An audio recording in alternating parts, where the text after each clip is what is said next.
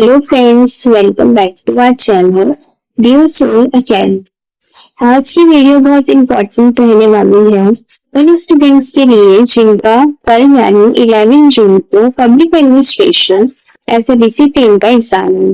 Description में आपको हमारे व्हाट्सएप चैनल का लिंक मिल जाएगा, उसको आप जरूर से ज्वाइन करें क्योंकि हम वहाँ पे आपको नोट्स, क्वेश्चन पेपर्स और डाउट क्लियरिंग की हेल्प करेंगे, जिससे आपको बहुत ज्यादा हेल्प मिलने वाली है। तो आगे बढ़ते हैं हम अपनी वीडियो की तरफ।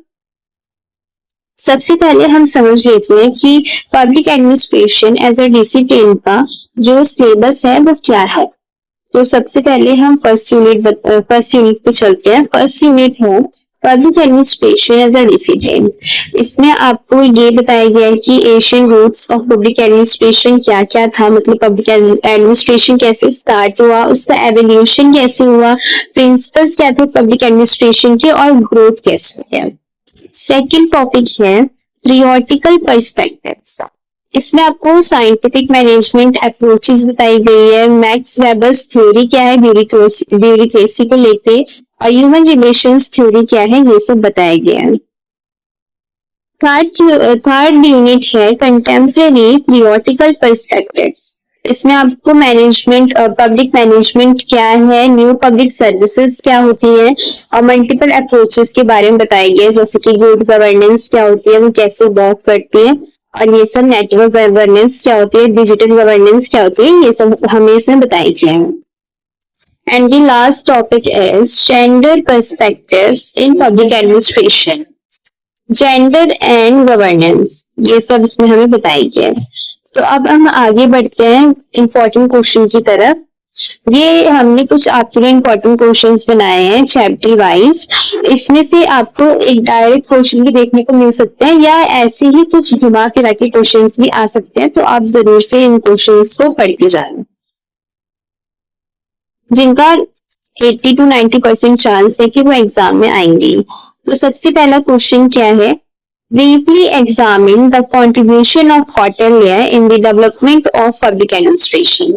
इस क्वेश्चन में हमें ये बताना है कि कंट्रीब्यूशन जो हॉटेलियर है उनका कैसे कंट्रीब्यूशन रहा है पब्लिक एडमिनिस्ट्रेशन को डेवलप करने में। तो इसका हम यहाँ पे आंसर भी बता रखा है कि कैसे उनने की कंट्रीब्यूशन, मतलब उनका क्या क्या कंट्रीब्यूशन रहा है, उन्होंने क्या क्या किया है। Mention of position like ministry, अमर्त्य एंड प्रेस्ट, हमने 7 बताए थे कि क्या क्या एक पब्लिक एडमिनिस्ट्रेशन में क्या क्या चीजें रहनी चाहिए, वो 7 बहुत इंपॉर्टेंट चीजें बताई थी, उसमें ये सब आ जाएगा। और फाइनेंशियल मैनेजमेंट क्या क्या थे, ये सब उनने हमें इसमें बता रखा है।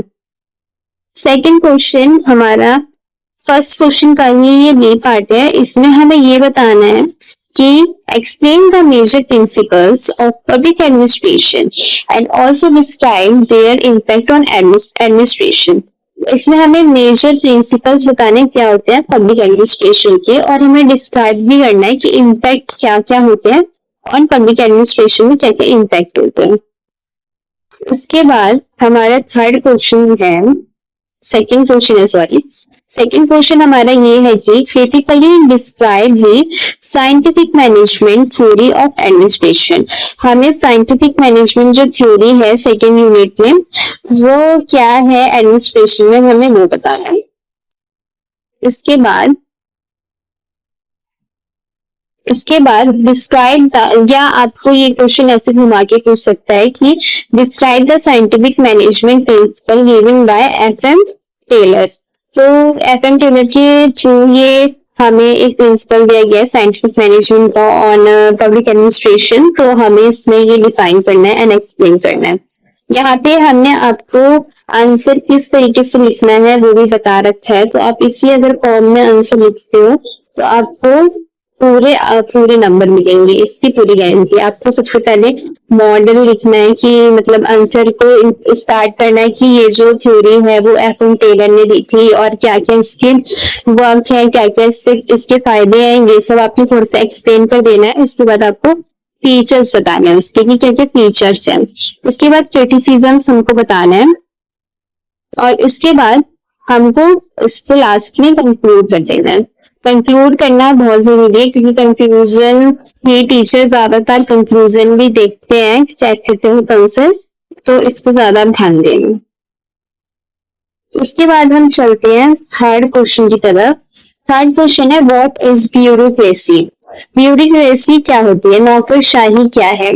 नौकरशाही का मतलब यहाँ पे ये नहीं है कि जो नौकर होता है उनसे मतलब नहीं है, जो गवर्नमेंट के अंडर में वर्क करते हैं लाइक पीएम प्रेसिडेंट, इन सबको हम यहाँ पे ब्यूरोक्रेसी ये सब कहते हैं। तो उसमें हमें डिस्क्राइब करना है मैक्सवेल्स ब्यूरोक्रेसी। तो मैक्सवेल ने कैसे ब्यूरोक्रेसी को डिफाइन किया है हमें यहाँ पे ये बताना है। जहां तक आपको समझ में आ गया होगा। और थर्ड का ही मतलब ये जो थर्ड क्वेश्चन है इसको घुमा फिरा के ऐसे भी पूछ सकते हैं कि एग्जामिन भी वेबेरियन मॉडल का परीक्षण कीजिए। तो हमें यहाँ पे उसके बारे में बताना है, ठीक है।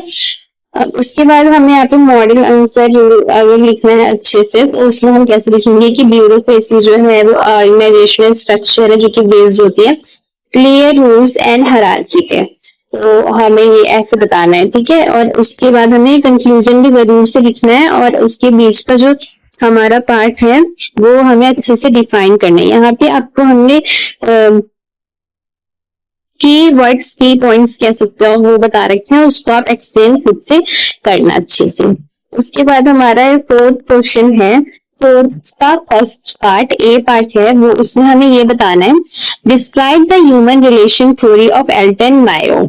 एल्टन मायो की जो थ्योरी है ह्यूमन रिलेशंस वो हमें डिफाइन करनी है इसमें। तो आपको ये अच्छे से बताना है। और फिर अगर ये क्वेश्चन घुमा फिरा के भी आता है कि explain human relations theory with special reference to हायोन एक्सपेरिमेंट, तो उसको आपको अच्छे से डिफाइन कर देना है। घुमा फिरा के क्वेश्चन आएगा पर आपको डरना नहीं है उससे, वो वही क्वेश्चन है, आपको सेम आंसर वही लिखना है। उसके बाद हम चलते हैं फिफ्थ क्वेश्चन पे। तो फिफ्थ क्वेश्चन क्या है, critically interpret the decision making theory of Herbert Simon. तो हर्बर्ट साइमन की क्या हमारा थ्योरी है डिसीजन मेकिंग को लेके वो हमको यहाँ पे डिफाइन करना है। उसके बाद हमारा सिक्स्थ क्वेश्चन है explain the principles of scientific management propounded by Frederick Taylor.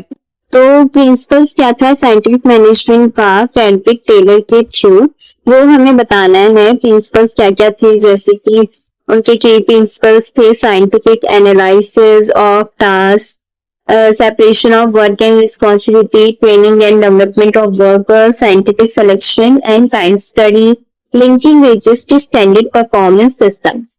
तो आपको ये सारे की पॉइंट्स जो है वो ध्यान में रख के आंसर अपना बनाना है। यहाँ पे हमने आपको कीवर्ड्स दे रखे हैं, आपको इसी का यूज करके अपना आंसर जो है वो अच्छे से आंसर राइटिंग करनी है। तो अब हम आगे बढ़ते हैं। और हाँ, सबसे जरूरी बात, जब आप कोई भी आंसर लिखोगे तो कंक्लूजन लास्ट में जरूर से लिखना, क्योंकि ज्यादातर टीचर्स जो होते हैं वो कंक्लूजन करते हैं। तो फिर हम आगे चलते हैं। आगे का क्वेश्चन ये है seventh question, right an essay on feminist perspective in public administration. जो नारीवादी पर्सपेक्टिव होता है उसका क्या इम्पैक्ट है और पब्लिक एडमिनिस्ट्रेशन, हमको ये सब बताना है, उस पर निबंध लिखना है। तो उसमें आप एक्सप्लेन कर देंगे। यहाँ पे आपको की पॉइंट्स दे रखा है कि जेंडर इक्वालिटी एंड पार्टिसिपेशन वो हमको बताता है, women rights in policy making होता है उसमें, gender sensitivity in work place, criticism of partial structures in administration. उसके आगे कंक्लूजन में this perspective aims to make administration more inclusive and equitable, मतलब सब बराबर है, man and women is equal, इसमें ये समझ आएगा। उसके बाद हम 8th क्वेश्चन पे चलते हैं, leave a comment. Digital governance क्या होती है, पब्लिक प्राइवेट पार्टनरशिप क्या होता है, पॉट्स कब क्या होता है, पॉट्स फॉर क्या होता है, जेंडर एंड गवर्नेंस क्या होता है, हमें ये सब इसमें बताना है।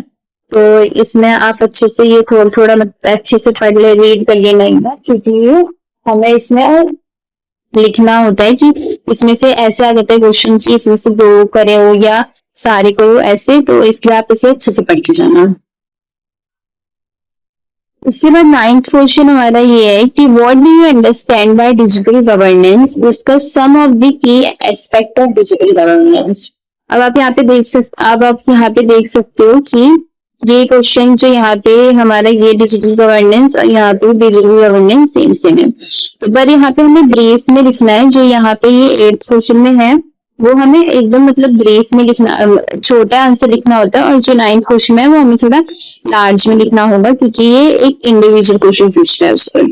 तो सबसे पहले डिजिटल गवर्नेंस क्या होती है हम ये बताएंगे, फिर डिस्कस करना है हमको उसका की एस्पेक्ट क्या क्या होता है डिजिटल गवर्नेंस का, तो हमें ये बताना होगा उसमें। इंट्रोडक्शन देना है सबसे पहले हमें डिजिटल गवर्नेंस का, कि process of providing services to citizens through information communication technology. Communication technology के थ्रू हमको एक ये सर्विस प्रोवाइड करता है सिटीजंस को, ये सब होता है इसमें। इसलिए की एक्सपेक्ट बता देंगे, जैसे ई गवर्नेंस प्लेटफॉर्म्स होता है, और फिर ट्रांसपेरेंसी एंड अकाउंटेबिलिटी होती है, mobile governance, cyber security and data protection, digital inclusion, ये सब हमें इसमें बताना है। उसके बाद ये लास्ट क्वेश्चन था, तो आई होप आपको ये क्वेश्चन समझ में आ गए होंगे। आपसे बस एक रिक्वेस्ट है कि आप हमारा जो व्हाट्सएप चैनल है वो जरूर से फॉलो करें, जिसमें हमारे 1K फॉलोवर्स हैं, उसका जरूर से सब्सक्राइब कर लेना, क्योंकि हम इसमें आपको जो इम्पोर्टेंट क्वेश्चंस होते हैं, नोट्स होते हैं, वो टाइम टू टाइम सेंड करते रहते हैं, और इसमें आपको हम सारी डिटेल्स भेजते रहते हैं। Thank you.